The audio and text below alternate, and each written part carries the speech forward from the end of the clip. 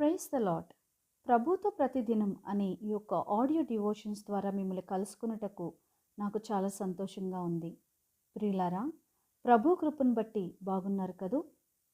ఈరోజు అంశము అనుదినము దేవుని శక్తితో నడిపించబడాలి. లేఖన భాగము అపోస్తల కార్యములు 10వ అధ్యాయము 38వ వచనం.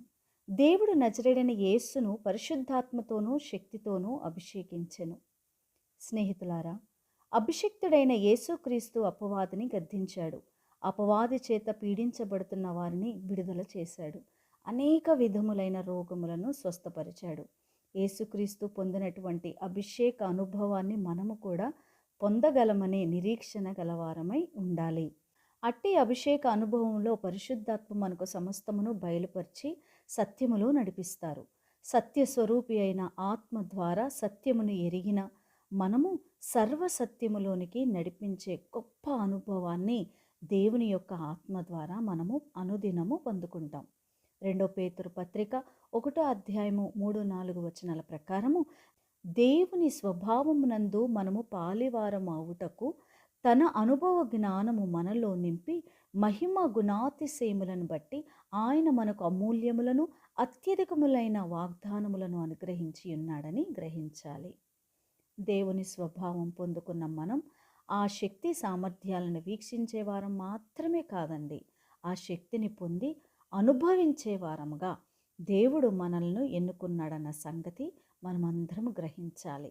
దేవుని శక్తి మనలో పనిచేయడానికి పరిశుద్ధాత్మ చాలా అవసరం మనందరికీ. దేవుడు విశ్వాసములో నివసించే పరిశుద్ధాత్మ ద్వారా సమస్తాన్ని జరిగిస్తాడని మనము నమ్మాలి. పరిశుద్ధాత్మతోనూ శక్తితోనూ దేవుడు మనల్ని అభిషేకించడానికి ఏర్పరచుకొని తన స్వరక్తం ఇచ్చి కొన్నాడు. పరిశుద్ధ గ్రంథంలోని ప్రతి వాగ్దానమును మన జీవితంలో నెరవేర్చడానికి పరలోక సామర్థ్యాలను, భూలోక శక్తి సామర్థ్యాలను మనలో అనుదినము నింపుతూ మన జీవితాలకు సంబంధించిన ప్రతి వాగ్దానము నెరవేర్చడానికి తనదైన అభిషేక శక్తి సామర్థ్యాలను పరిశుద్ధాత్మ ద్వారా మనకు దయచేస్తున్నాడు. రోజువారీ జీవితంలో ఏ పని చేస్తున్నా మన దేవుని స్వభావ సిద్ధమైన దేవుని శక్తితో జయించే వారముగా మనము ఉండాలి, విశ్వసించాలి, అలా నడుచుకోవాలి. యేసుక్రీస్తు నేర్పిన అభిషేక అనుభవాన్ని మనము కూడా అలవర్చుకొని అనుదినము క్రైస్తవ జీవితంలో గొప్ప అభిషేక శక్తి సామర్థ్యాలను మనం అందరము పొందుకోవాలని ఈరోజు లేఖన భాగంలోని మనము తెలుసుకున్నాం.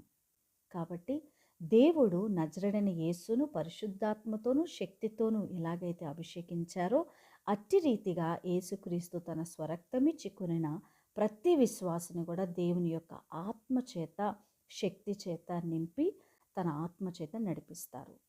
దేవుడు అట్టి కృపను మనందరికీ అనుగ్రహించునుగాక. ఆమేన్.